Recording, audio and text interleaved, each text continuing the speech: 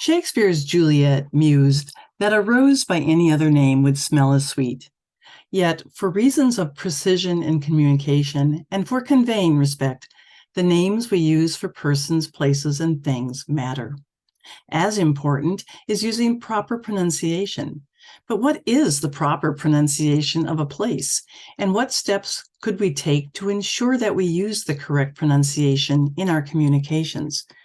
This year's AGU meeting in Chicago affords the opportunity to take on these questions with reference to a local example. But first, some clarification. This presentation is not about regional alternative pronunciations like potato, potato, or tomato, tomato, or geopolitical differences in the pronunciation of names like Paris, Illinois, and Paris, France, or differences that might be ascribed to ever-evolving language. The subject of this presentation is the name of a village about 70 miles southwest of Chicago. Here we are in Chicago at AGU, sitting on top of Silurian bedrock, as seen in this bedrock geology map of Illinois. The village in question is marked by the red star. It sits atop middle Pennsylvania, that's Carboniferous, shale, sandstone, limestones, and coals. These coal beds were economically important for almost 50 years during the last century. This top photo is from the active strip mining period between 1928 and 1974. This bottom photo is a more recent photo showing the area after reclamation. Primarily, the land has been repurposed for recreation, including fossil hunting in the shale spoil piles. These Pennsylvanian strata are famous among professional and avocational paleontologists for fossil-bearing ironstone concretions, like the one showed here, that preserve in exquisite detail the flora and fauna of an ancient coastal swamp. The name of the village comes from a Native American word for nettle, shown here, a plant that grew in abundance in the area during early settlement. The name is pronounced Mazon by residents of the area.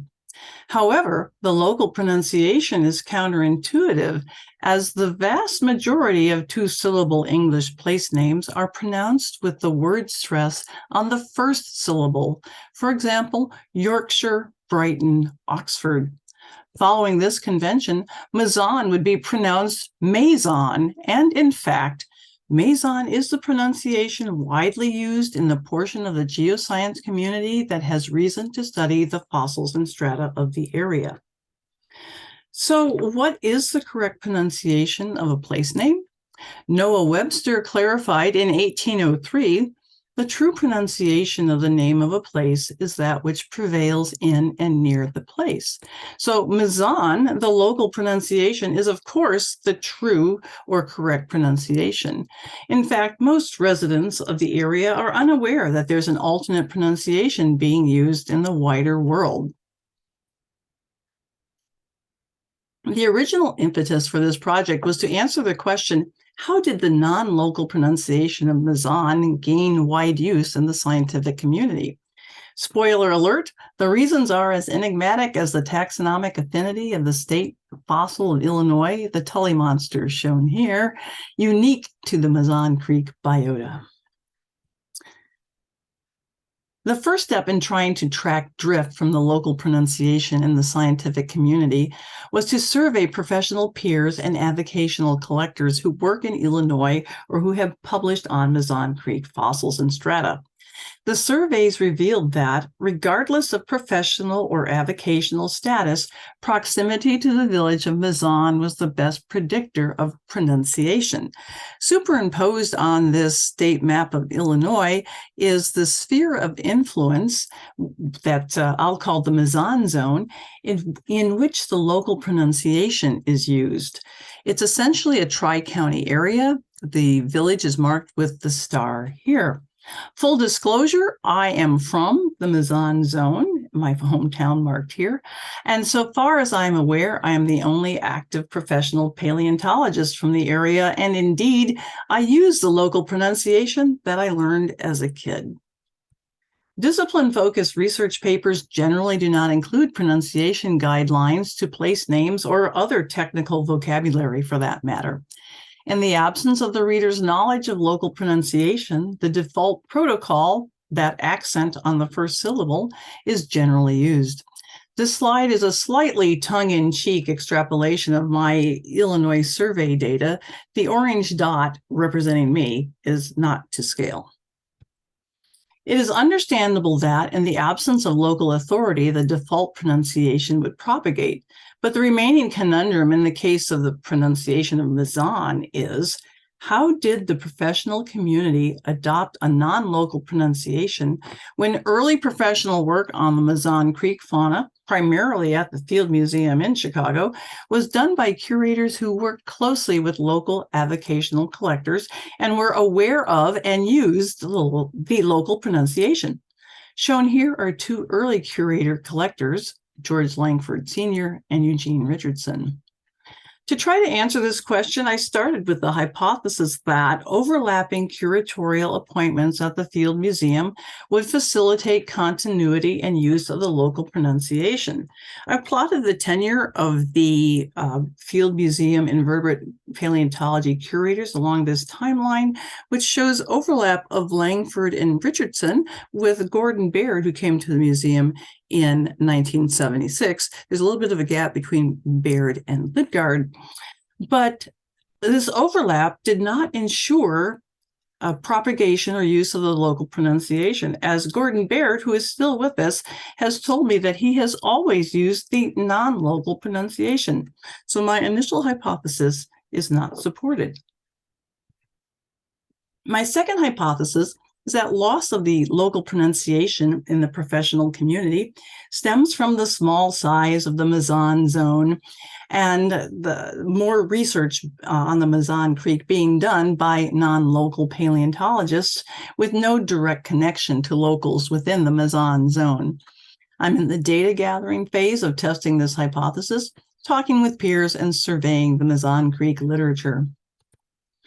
Mazon is certainly not the only place name mispronounced by professionals and anyone without knowledge of the local pronunciation.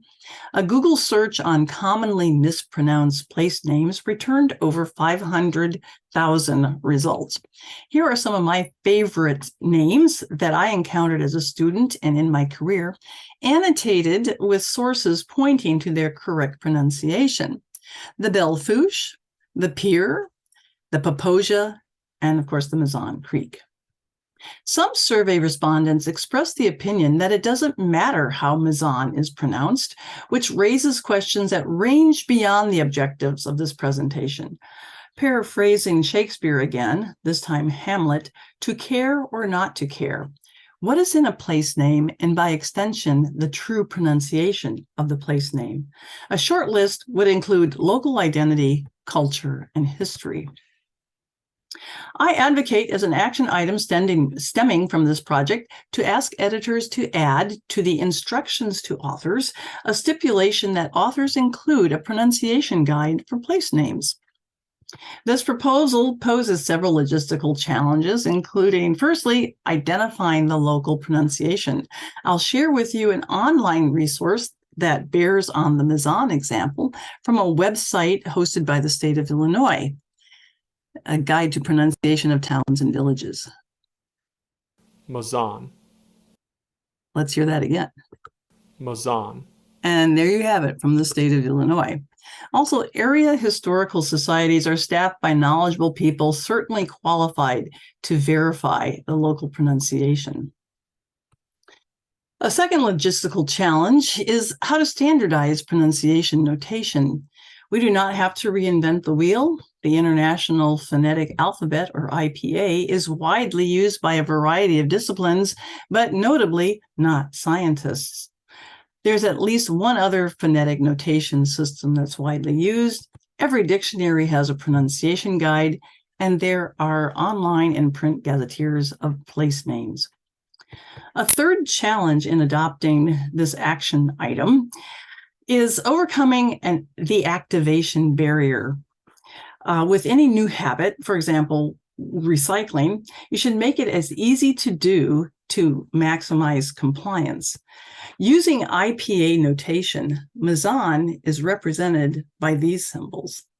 Throughout this presentation, I've been using a version based on my Random House Dictionary pronunciation guide, which I find more intuitive. I am confident that our professional community can find a way to make this work. Thank you for your attention.